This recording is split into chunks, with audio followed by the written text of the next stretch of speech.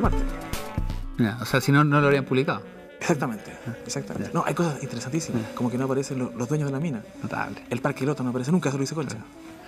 Bueno, bienvenidos a una nueva versión del programa Entre Líneas. Estamos con el profesor Ignacio Álvarez, director del Departamento de Literatura de la Universidad Alberto Hurtado, profesor de literatura en esa universidad, doctor en literatura por la Pontificia Universidad Católica de Chile. Y bueno, para hablar sobre la obra de Baldomero Lillo, que además Ignacio ha tenido el honor, la responsabilidad, la osadía, no sé qué adjetivo usar, digamos, de hacer esta edición crítica de la obra completa de Lillo. Muchas gracias, Ignacio, por estar hoy día acá con nosotros. Hola. Bueno, lo primero que quería preguntarte es ¿cómo surgió la idea de hacer esta obra completa? ¿Cuánto tiempo les tomó? ¿Qué desafíos significó para ustedes? Así lo que nos puedas contar, ¿no? La idea surgió con Hugo Bello, que es el coeditor Sí. de la obra de Lillo. Surgió en los últimos años de nuestro doctorado, cuando nosotros necesitábamos textos y no encontramos buenas ediciones. Ya. Y el diagnóstico que nosotros hicimos, y en realidad que había hecho Sedomil Goich antes, era que no había buenas ediciones de textos chilenos. Entonces, Cosa que hasta el día de hoy Exactamente. padecemos, digamos, ¿no? entonces nosotros nos pusimos a buscar las buenas colecciones que existían en el mundo, en el fondo. Y revisamos la Library of America, que publica el canon norteamericano, Claro. la Biblioteca de la Payade, que publica el canon francés, la Biblioteca Ayacucho, que publica el canon latinoamericano, y la colección de archivos de la Universidad de Poitiers, que sí. hace ediciones críticas muy completas también del canon latinoamericano. Entonces nosotros pensábamos que hacía falta un trabajo editorial como de esa índole para el campo chileno. Ya, y ahí surgió. Y esto lo hicieron con apoyo, veo aquí, del fondo del libro, porque además es un texto voluminoso, digamos. Exactamente. Lo hicimos con apoyo del Fondo del Libro, con apoyo de la universidad, del departamento, y también un buen número de ejemplares lo hicimos con apoyo de una empresa minera que financió varios ejemplares también. Oye, Ignacio, ¿cuánto tiempo trabajaron en esto? Trabajamos 2 años en eso. 2 años. Y la experiencia que tengo, ahora yo estoy trabajando en la edición de Manuel Rojas de los cuentos, ¿Ya? es que fue una edición muy rápida. Así, ¿eh? Muy rápida porque no había manuscritos de Lillo. Ya. Nosotros buscamos, pero no logramos encontrar manuscritos, y lo que hicimos fue básicamente cotejar las versiones impresas. Ya. ¿Pero a qué te refieres con rápido? ¿Que después aparecieron otras cosas o que si hubieran tomado más tiempo habrían podido investigar más? No, quiero decir que el trabajo de edición fue breve. Ah, o sea que no fue dificultoso. Exactamente. Ah, perfecto. Que fue muy expedito. Ya, digamos. ya. Cosa que no ha ocurrido con Manuel Rojas. ¿No está ocurriendo? Ajá. No está ocurriendo para nada. Ya. En Lillo hay que contrastar. Bueno, te voy a pedir al tiro que me acepte la invitación a otro programa para hablar sobre ese, Por supuesto. sobre ese libro. Con Lillo había que cotejar normalmente 2 ediciones. Ya. En cambio con Rojas son 7, 8 ediciones. La de González Vera. González Vera, esa ya no es ya como es póstuma, ya no la cotejamos. Ni siquiera, ya. Estamos hablando de Lillo, ¿cierto? Sí. Sí. No, porque son póstumas las de Ya. la edición de González Vera. Ah, ya. O sea, tomaron las publicadas en Subsol y Subterra, publicado en vida de Lillo. Claro, el criterio es un criterio controversial para los estudios literarios, Ya, porque nuestra hipótesis es que nosotros reconstruimos el texto en el estado en que el escritor probablemente quiso dejarlo. Y eso significa la última edición que él pudo haber revisado. Exactamente. Ya. Y eso significa hacer una interpretación sobre la intención del autor, que es una cosa Eso es controversial discutible, en ¿no? los Sí. estudios literarios. Exactamente. Sí. Por lo tanto, las ediciones posteriores no las consideramos. Ya. Bueno, vamos a hablar de eso un poquito más adelante, pero entremos en materia. Yo tenía, voy a hay una pregunta así para ir al hueso del problema. Baldomero Lillo, ¿literatura, cuestión social o ambas cosas? Ya, yo creo que es la mejor literatura chilena. Ya. Así es como Baldomero Lillo inaugura una tradición que comienza con Lillo, que retoman Manuel Rojas, González Vera, luego continúa Droguet, y probablemente ahí hay una especie de fin de esa tradición. Y es la tradición, yo creo, más importante del siglo XX chileno. ¿Qué caracteriza esa tradición? Bueno, el ojo puesto en los condenados de la tierra, dice Jaime Concha. Jaime Concha, un gran prólogo, de Jaime Concha, hay que decirlo, un extraordinario prólogo a esta edición. Exactamente. Los problemas de la representación del mundo popular y la indignación política, diría yo también, digamos, que recorre desde Lillo, con un talante un poco melancólico, hasta Droguet con un talante rabioso, digamos. Sí. Pero eso es como yo diría como esa tradición. Esa tradición se inaugura con Lillo. Y todos los escritores posteriores a Baldomero Lillo lo recuerdan. Nicomedes Guzmán, Manuel Rojas, González Vera, Droguet, todos ellos dicen este impulso arranca en Lillo. Ya. Entonces, en términos literarios, eso es para decir lo más importante probablemente, es el fundador de una tradición. Pero también es muy importante en términos políticos Lillo, en el sentido de que ofrece representación al mundo del carbón, que es una práctica, una industria que no era visible en 1904 cuando Subterra se aparece por primera vez. Claro. Y eso tiene una importancia política fundamental, yo creo, para cómo nos imaginamos el mundo obrero también. Sí. Ahora, en ese sentido, dice Jaime Concha en el prólogo que Lillo se inserta en una tradición, no tradición, pero en una especie como de mainstream o de corriente de escritores que durante más o menos ese periodo también están escribiendo sobre el mismo problema en otras latitudes. Y cita a Solá en Francia, a Julio Verne, qué sé yo. Por ahí hace un guiño a Lawrence con Hijos y Amantes y todo el problema de las minas del carbón. Sí, claro. ¿Qué podrías comentar de eso? ¿Es un modernista en ese sentido, Lillo? O sea, es muy interesante porque todas esas referencias que tú haces y que hace Jaime Concha también tienen una diferencia fundamental con los cuentos de Lillo.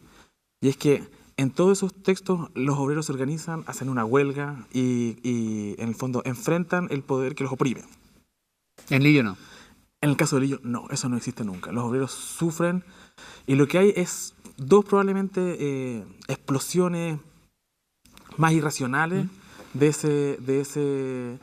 ese descontento, pero no se organizan, no logran hacer un sindicato.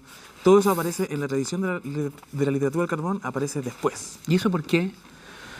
Yo tengo una hipótesis, pero Dale. digamos, mi hipótesis es que todavía no han llegado los movimientos populares, el marxismo, por ejemplo, o el anarquismo, para codificar ese malestar. Ya.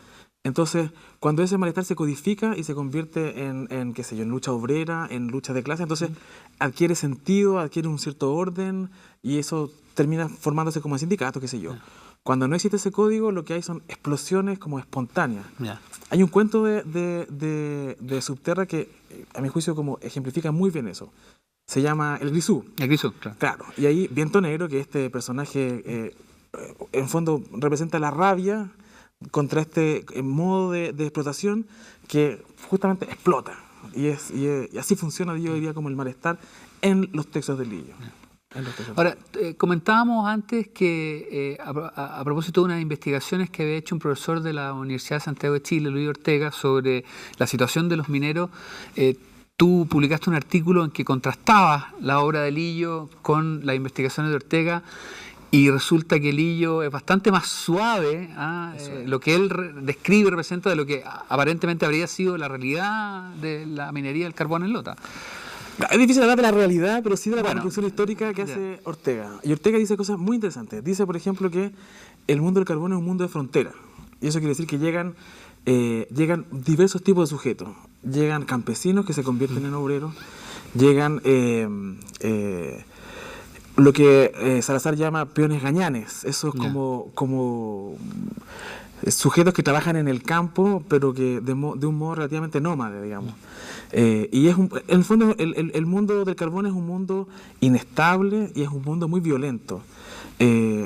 Dice Ortega que en el fondo, haciendo el recuento de cuántos paros, huelgas o estallidos o motines hay en el mundo del carbón, probablemente no pasen 3 años o 2 años sin un motín o un estallido social.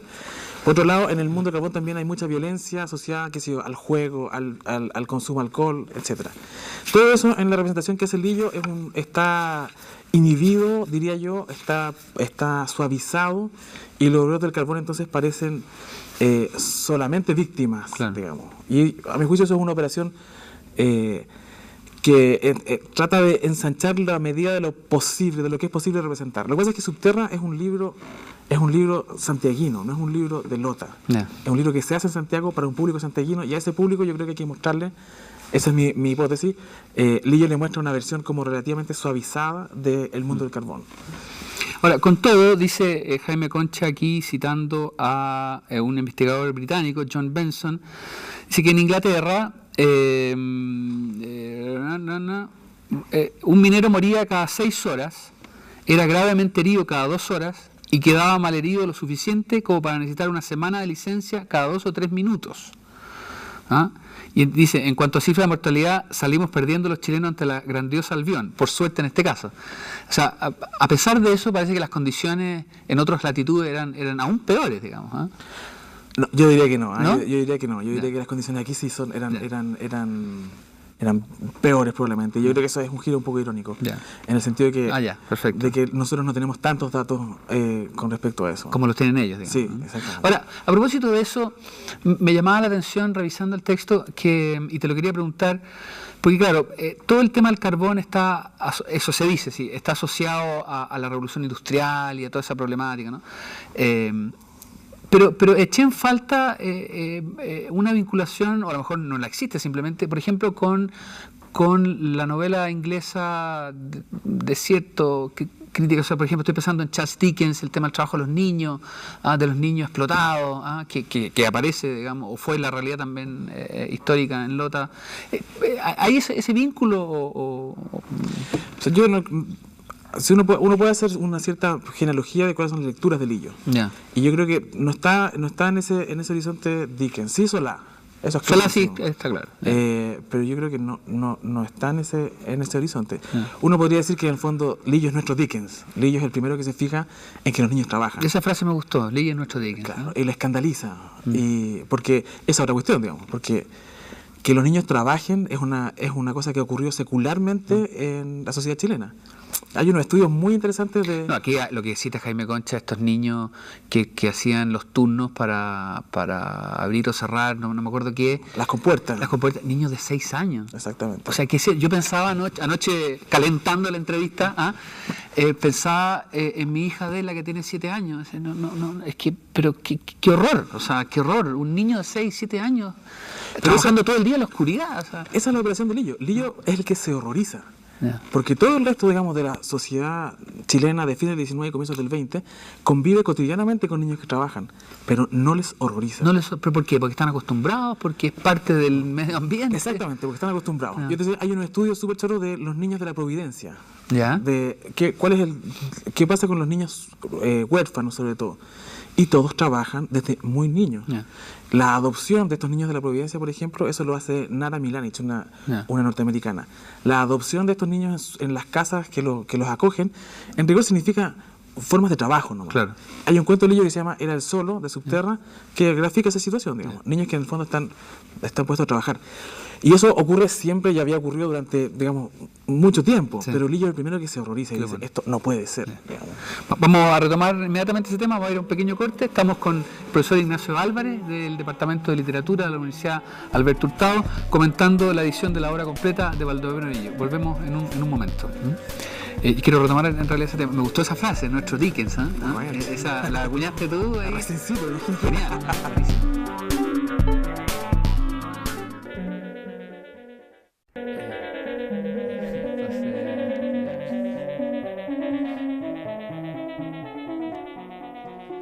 Bueno, volvemos con nuestra conversación con el profesor Ignacio Álvarez sobre Baldomero. A propósito de lo último que estábamos comentando, de esto que me acordé de algo que me contó mi papá, que me impactó mucho y no se me ha olvidado, y bueno, a él le impactó más todavía, que cuando le tocó hacer su viaje de estudios a Buenos Aires en los años 60, lo que más le había impresionado, pero por lejos, era que los canillitas, o sea, los niños que venden el diario en la calle, usaban zapatos. No podía creerlo. El efecto yo creo que produce Baldomero Lillo. En el fondo, lo que supuestamente es normal, Baldomero Lillo lo considera horroroso. Ahora, a propósito de esta genial comparación que Lillo es nuestro Dickens chileno, así como las novelas de Dickens, algunas de ellas que tocaban temas sociales, provocaron mucho revuelo en Inglaterra. ¿Qué pasó con Lillo con la publicación, cuando salió Subterra? Bueno, quedó también mucho revuelo. La primera edición de Subterra, la de 1904, se agotó en semanas, diría yo, no sé, 6 semanas, 8 semanas. O sea, éxito total de ventas. Digamos. Éxito total de venta y por lo tanto un éxito también de la estrategia de Lillo. Hay un Augusto Dalmar, que era, digamos, hay un mundo de intelectuales de clase media a comienzos de siglo donde se inserta Lillo. Augusto Dalmar era probablemente de la vanguardia artística, pero escribe una reseña de Subterra que es bien famosa en donde dice, señores que negáis que existe la cuestión social, lean Subterra y escriban como escribe Lillo. Lillo se convirtió en una especie de autoridad moral. Como Dickens. Y además que, digamos, tenía esa aura de sufrimiento, de su propio pulmón herido, como dice Concha, Claro. Que lo convierte también a él mismo como una figura que se identifica con los obreros del carbón y con los niños Claro. explotados. Entonces, ¿Qué problema preciso de salud tenía? una tuberculosis, Una tuberculosis de larga data nomás, que fue lo que termina matándolo cuando era relativamente joven, yo creo. Bueno, paréntesis, la tuberculosis es la enfermedad que más gente ha matado en la historia de la humanidad y por lo mismo es la enfermedad más tratada en la literatura y además en la que ha matado más escritores, digamos. Baldomero Lillo no podía ser la excepción, ¿no? Molière, John Keats, en fin, hay un montón. Ignacio, Baldomero Lillo era cristiano, su motivación venía por ahí. Una súper buena pregunta y es difícil de responder. Yo sí creo que era cristiano. Yeah. Eso me parece fuera de toda duda. Yeah. Pero yo no sé si el sufrimiento que retrata en los cuentos del carbón se puede interpretar en una clave cristiana. Yeah. Hay quien lo ha hecho y yo creo que funciona. Leonidas Morales escribió un artículo en los años 60 donde hace una interpretación de el mundo de la mina como el infierno y Mr. Davis como el demonio. Yeah. Y las almas condenadas de los obreros, finalmente. Claro. Pero hay otra lectura que a mí me parece bien interesante, que es una lectura que a mi juicio sugiere, Concha, que tiene que ver con el sufrimiento ya no como redención de sí mismo y de los demás, sino que como una aceptación de la vida. Y esa lectura se inspira en el fondo en la dialéctica del amo y el esclavo de Hegel. Yeah. El esclavo finalmente no se convierte en amo porque ama la vida y prefiere ser sometido que matar, que es lo que el amo... Esa es la línea que cruza el amo. En ese sentido, el sufrimiento sería heroico porque mantiene la vida y no porque redime. Pero no tenemos datos concretos de la religión de Lillo. Sí, yo creo que sí, hay algunos datos. Probablemente lo era, por la situación histórica, cultural de Chile. Sí, porque hay referencias, sí, por supuesto, yo creo que sí era cristiano. Sí. Ahora, ¿cómo hay una pregunta quizás un poquito más académica, pero ¿cómo compatibilizar esto? De que, a ver, uno lee a Lillo y lo que le ocurre es que se conmueve, dicho así en simple. ¿Cómo compatibilizar esa conmoción que te provoca su lectura con las modernas teorías del discurso, que toda literatura es un texto ideológico? Que me entra en oposición esa cuestión. Para nada, ¿No? Para nada. No, porque en lugar de la emoción también está como, también es un código. Nos emocionamos ahora por algunas cosas, digamos, pero eso no quiere decir que nuestra emoción no sea genuina ni sea verdadera, digamos. Pero lo que pasa es que son objetos de dos intereses distintos, digamos. Y yo creo que la literatura da para esos dos intereses. Ya, pero a ver, vinculándolo con Lillo, o más desde la hora, a lo que yo apunto es que cuando uno lee a Lillo, o yo leo a Lillo, yo me quedo con la opción de que él está representando un mundo con todos los elementos propios de la ficción que resulta conmovedor justamente por la gran y honda cuota de humanidad que hay ahí. Me resisto a creer que estos sean discursos ideológicos, sin perjuicio que puedan ser utilizados ideológicamente. Por ahí va mi pregunta. ¿Qué opinas tú? Pucha, yo creo que sí, que es cierto. Lo que pasa es que eso, a mí la pregunta, digamos, a mí me interesan los discursos ideológicos. Yeah. Y esa es una pregunta que es más bien, como tú decís, intelectual. No. A mí me interesa no solo, digamos, la emoción que produce Lillo, sino cómo funciona este mecanismo literario, digamos. Yo diría. Entonces, a mí eso me interesa. Esto otro me emociona. Yeah. Pero creo que no son dos cosas incompatibles. Yeah. Ese es como el punto, quizás. Perfecto. Igual esa es una discusión que a mí me interesa porque siempre cuando se habla de literatura en la universidad la gente dice, pero ustedes matan a la literatura. Y yo creo que la literatura nadie la puede matar, pero también es objeto de curiosidad. Sí. Oye, volvamos al tema de los niños. ¿Por qué en un libro de cuentos donde el tema fundamental es poner sobre la mesa la terrible situación de los mineros del carbón, termina con Cañuelas y Petaca, que no es precisamente es el tema, digamos, aunque está en el contexto, ¿no? Ya, sobre eso hay varias teorías, o, sea, no sé, o hipótesis, digamos. Lo que es claro es que los primeros 8 cuentos son el núcleo central del texto, digamos. Eso es claro y tienen unidad temática y qué sé yo. Pero la pregunta de cuentos como, qué sé yo, como Casa Mayor o como Cañuelas y Petaca tiene que ver si, digamos, la pregunta sería como si son coherentes o no con la visión del libro. Yo creo que sí, digamos. En el sentido de que yo pienso que Cañuelas y Petaca son también unos niños abandonados. Son criados por sus abuelos. Sí, claro. En algún sentido... Están solos. Están solos, digamos, son pobres. Exactamente, digamos. Son marginados. Una misma perspectiva. No, está bien. Eso estoy de acuerdo, pero la temática es distinta, porque es un cuento que pese a todo su contexto, vamos a decir así, que es muy fuerte, también juega con la magia de la infancia, de los sueños de los niños, sí, de la inocencia. Es verdad, es verdad. Bueno, yo supongo que Lillo se da alguna tregua, digamos, a sí mismo. Pero en ese sentido, pero el marco yo creo que es bien coherente. No, el marco sí. Es bien coherente, es bien coherente. Pero es un cuento, claro, que tiene toda esa cosa del sueño, ¿no? De que los niños, a pesar de todo, siguen soñando, siguen creyendo que el mundo puede ser de otra manera. Es verdad. Bueno, sí, es cierto, digamos. Uno podría hacer contrastes entre el Pablo de la compuerta número 12, Cañuelas y Petaca, claro. Entre el chico de Era el Solo y Cañuelas y Petaca. Sí, hay como una... Sí, quizás es más, Lillo es capaz de mirar la cosa de un modo no tan monocorte como uno probablemente. Eso le da riqueza al volumen, desde luego. Por supuesto. ¿Cuál es tu cuento preferido? Juan Fariña. ¿Por qué? Porque yo creo que es una... junta la leyenda... extraña, digamos, es como un cuento de hadas en el mundo de la mina.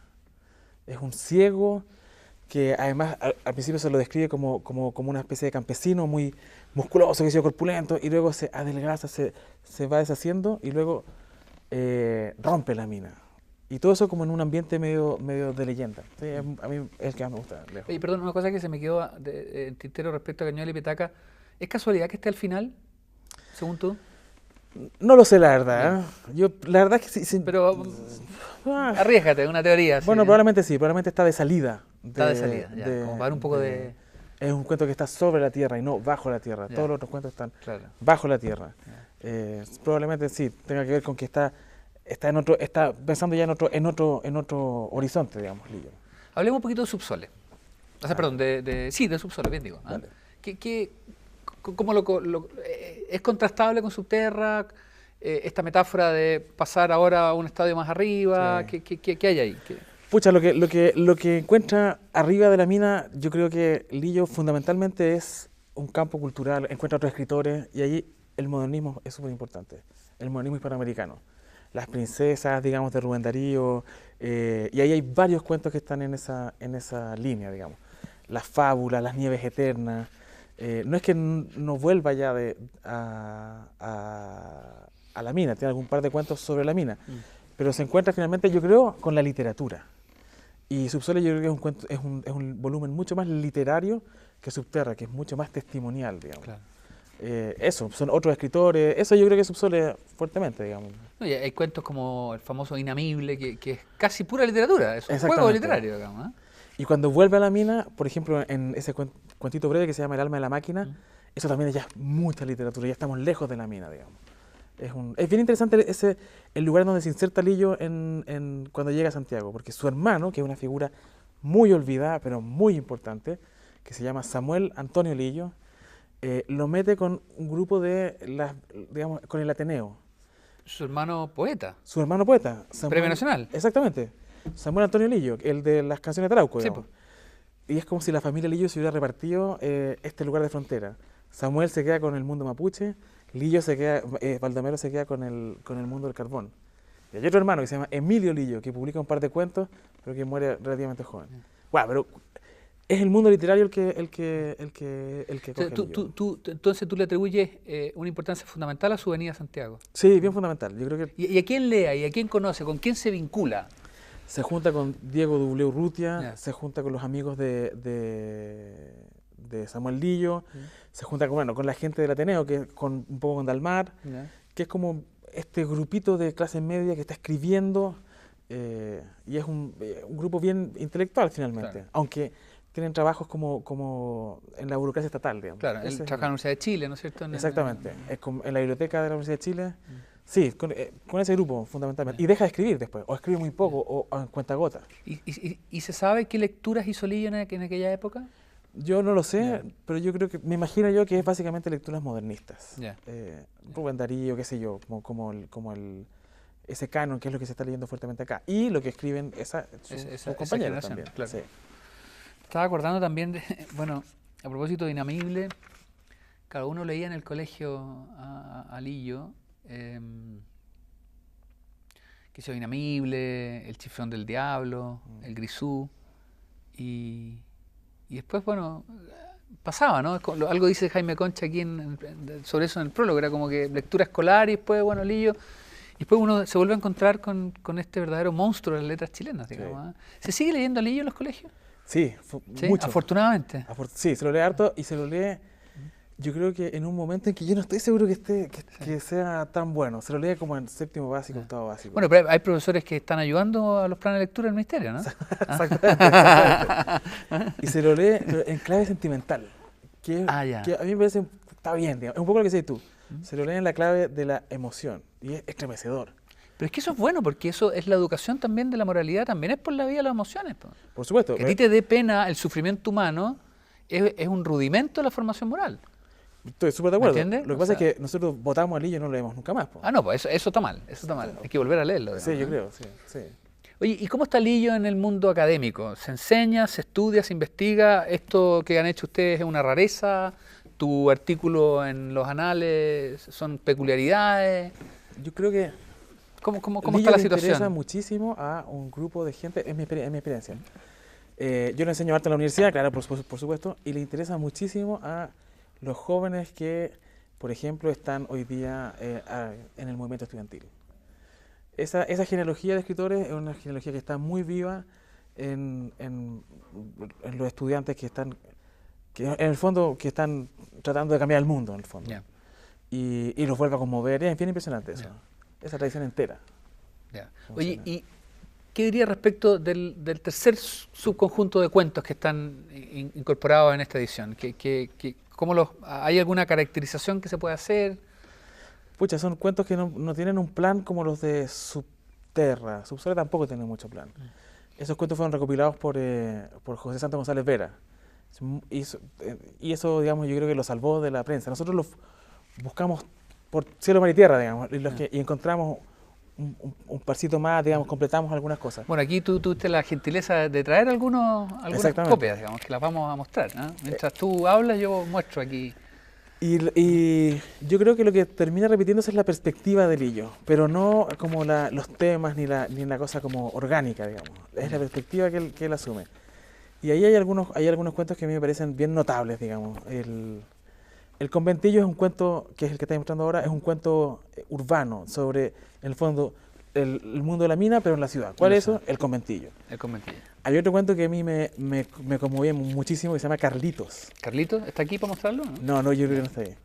Es sobre una mujer que adopta a un niño rubio y lo ama porque es rubio. Ella es pobre y el niño es rubio, pero el niño se quema y se le quema la cara. Y ya no lo quiere más porque ahora es feo. Chuta, no, es como la Marianela de Pérez Galdós. Impresionante, impresionante. Bueno, aquí hay otro, el Malvavisco de 1908. ¿Esto es publicado dónde? ¿En la prensa? Ese es publicado en Panamá. ¿Panamá? Esa versión particular de Malvavisco. ¿Pero esto creo que es un periódico o es una revista? Una revista que tenía como... Eso es bien interesante, la circulación de los cuentos de Lillo y de ese momento es azarosa finalmente. ¿Sí? ¿Por qué? Algunas publicaciones que hay fuera de Chile ocurren porque algún escritor lo leyó, digamos. Eso es. Mire, esto está bonito. Cañuelas y Petaca, publicado en Zigzag, en octubre de 1907. No sé si se alcanza a ver algo. O sea, esto es justo anterior a la publicación del libro. De Subsole. ¿Mm? Claro, digamos, Subsole recoge hartos de esos cuentos que publica en Pero, en Zigzag. pero muy poco tiempo Poquitito antes, antes, ¿sí? Bueno.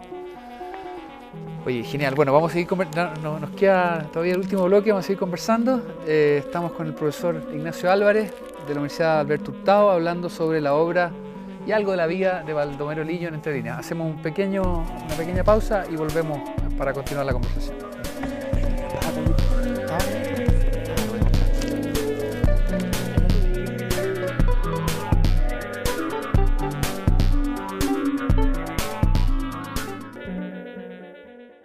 Alberto de los Vives, de la Fronda Aristocrática. Está conectado. La red.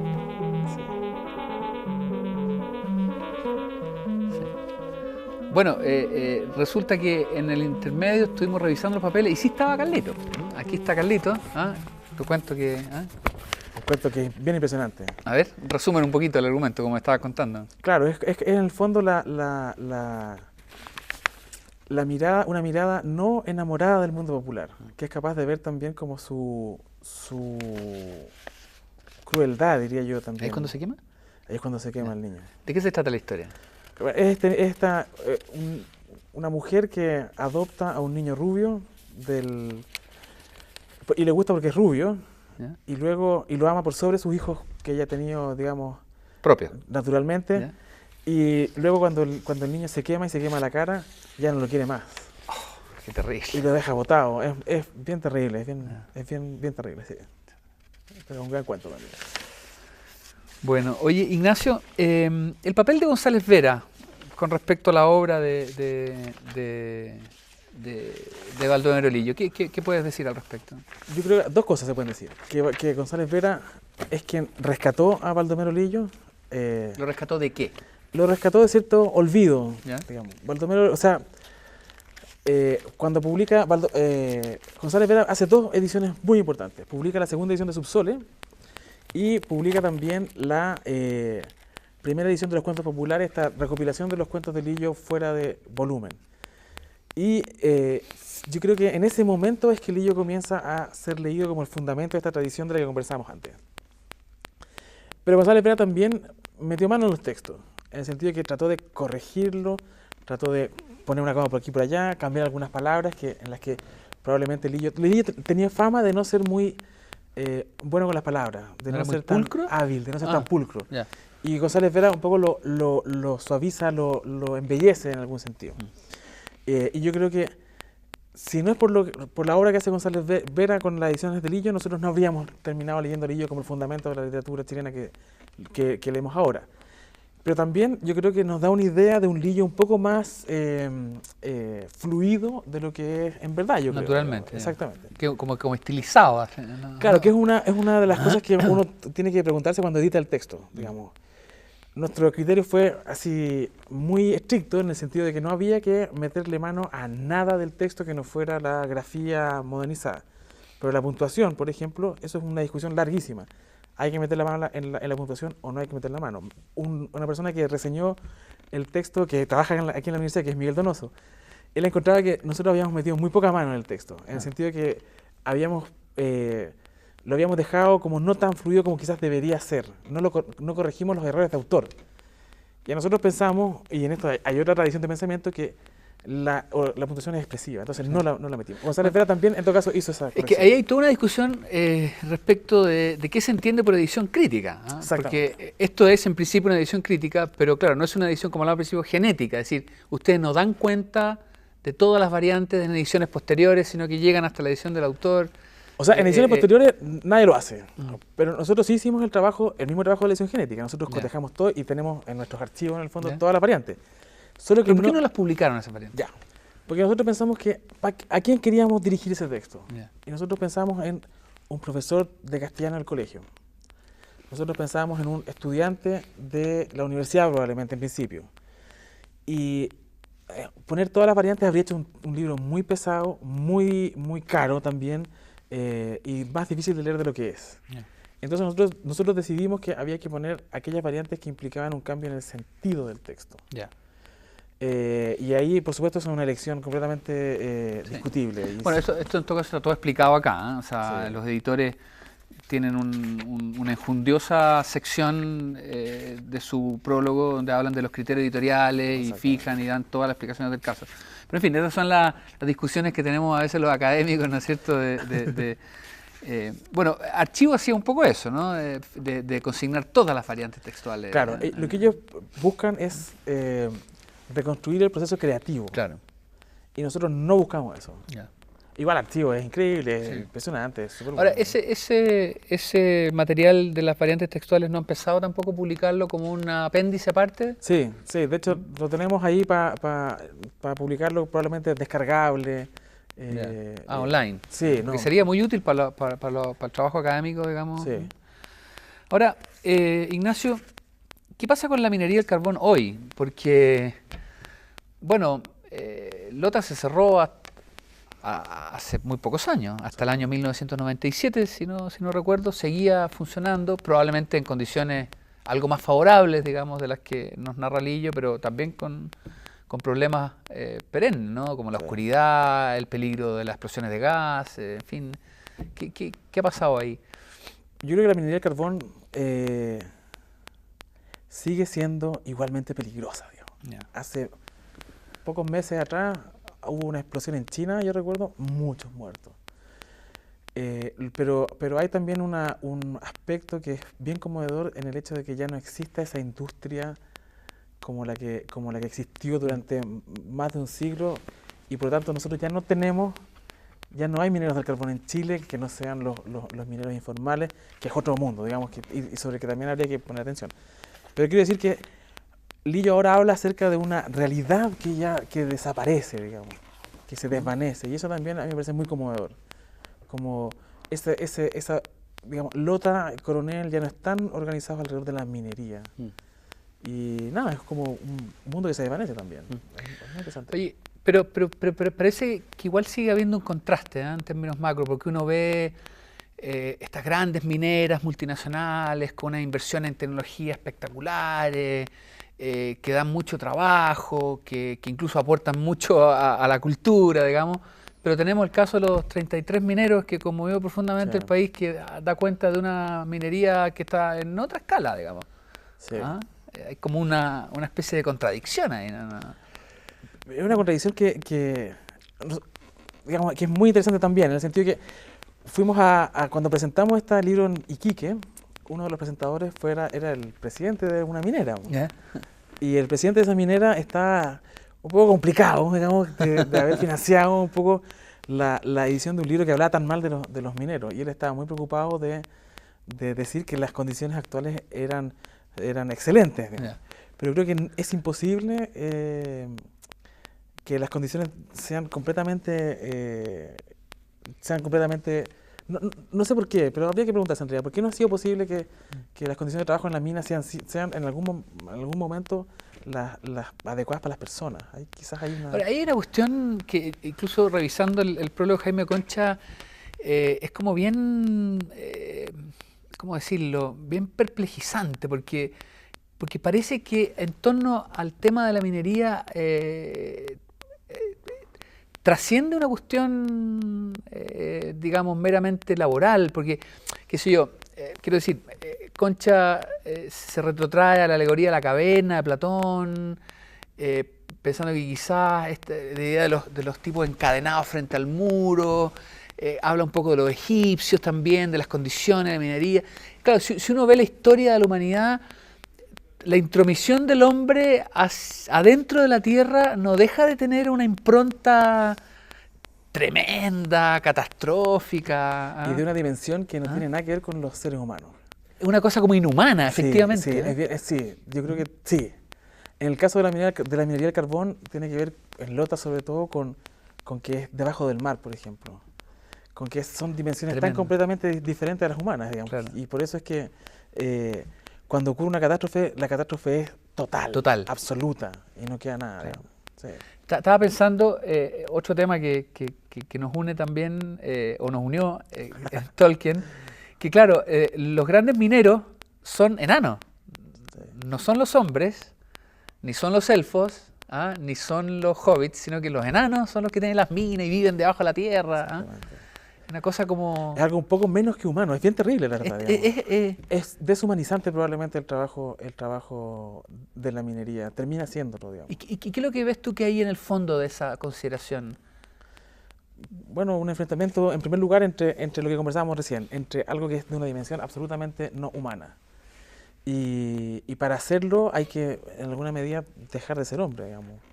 Pero yendo aún más allá, acercándonos quizás al mito o al tabú, ¿habrá algo de esto con el inframundo? Estoy especulando, ¿ah? No. Sí, hay algo como de... Hoy por hoy existe un tour al Chiflón del Diablo en las minas de Lota. Tour, suena como irónico, ¿eh? Pero lo hacen los mismos mineros que dejaron de trabajar. Ya. Y tiene que ver con la película, qué sé yo. Y en ese tour, en un momento, uno está en una galería aislada para uno, quizás era una calle principal en ese momento, digamos, hace 30 años atrás, y el minero a uno le pide que quede en silencio y que se apaguen todas las luces. Y la oscuridad es total, absoluta, no hay nada de luz. Y yo creo que sí, hay probablemente un límite ahí, en esa oscuridad, que es difícil de traspasar y con el cual es difícil de lidiar también, y que tiene que ver quizás también, y que uno cómo lo codifica, ya, el infierno. Claro. Pero es algo que está evidentemente más allá de uno mismo, digamos. Eso. Sí. Eso. Sí, mientras este día recordé la vez que he visitado una mina de cobre, con estos grandes túneles, qué sé yo, pero en un momento cuando nos llevaron a una especie de depósito de los explosivos, que era una parte más antigua de la mina, también se apagó la luz y tuve esa misma sensación, una sensación espantosa, digamos. Más allá de la temperatura y de la falta de sonido también incluso, era lo que tú dices, es la oscuridad total. O sea, no... Sí, yo creo que por ahí va, una cosa media infiernosa. Sí. Bueno, quiero retomar un aspecto que señalaste al principio, esto de que hay una tradición, ¿no es cierto?, que en algún momento como que se interrumpe, hasta llega más o menos hasta con Droguet, qué sé yo. Pero es tan así, estoy pensando, no sé, claro, me voy a cambiar de género, que soy en la música de Víctor Jara, estoy pensando en la novela de Rivera Letelier. Yo creo que o estoy trayendo las cosas a los pelos. No, es cierto, es una tradición. Yo estaba pensando en términos estrictamente literarios. Yeah. Y es una tradición que le interrumpe la dictadura militar, digo. Pero es una tradición, interesantemente, yo creo que está siendo retomada. Yeah. ¿Dónde? Yo creo que muchos escritores que encuentran actuales, diría, que encuentran su inspiración en esa tradición de Lillo, Droguet, Manuel Rojas, González Vera. No sé, se me ocurren varios nombres, digamos, pero 3. Ya. Yo creo que hay un gran escritor que a mí me parece así bien fundamental, que se llama Christian Geise. Yeah. Realmente hay muy poquititas cosas publicadas de él, pero él está ahí pensando esta misma tradición como popular reelaborada en el presente. Por ejemplo, también hay un libro de cuentos que se llama Canciones Punk para señoritas autodestructivas, en donde el mundo es Valparaíso y las poblaciones de Valparaíso, pero la referencia claramente es hacia atrás. Perfecto. Está también Luis Valenzuela Prado, yo creo. No, son jóvenes, diría yo, pero que están leyendo esa tradición. ¿Y a Roberto Parra? ¿Lo pones ahí, aunque es poeta? Lo que pasa es que yo creo que la familia de los Parra tienen, incluyendo a Nicanor, yo creo que están pensando desde lo popular. Y la gracia de Lillo es que Lillo es un escritor de la clase media. Ah, perfecto. Lo mira desde afuera. Exactamente. Y es su virtud y es su limitación también. Bueno, lo mismo hace Droguet. Exactamente. Perfecto. Eso es. Bueno, Ignacio, nada, ¿qué te puedo decir? O sea, y espero que a usted le haya pasado lo mismo. Yo he gozado este programa, queda mucho que conversar, lamentablemente ya la frase cliché de televisión se nos acabó el tiempo. Te agradezco mucho. No sé si quisieras agregar algo más antes de irnos. Todo bien. Y bueno, muchas gracias por estar acá. Una conversación muy rica, muy interesante, muy enriquecedora. Y bueno, nada, recomendar esta edición de la obra completa de nuestro Dickens, el Dickens chileno, Baldomero Lillo, muy bien trabajada académicamente por el profesor Ignacio Álvarez y el profesor Hugo Bello. Y bueno, nada, despedirme nada más de ustedes y espero que nos encontremos en la próxima ocasión en el programa Entre Líneas. Muchas gracias, Ignacio. Muchas gracias a ti. Ya, tenemos que seguir conversando un ratito. Oye, bueno, muy impresionante todo esto.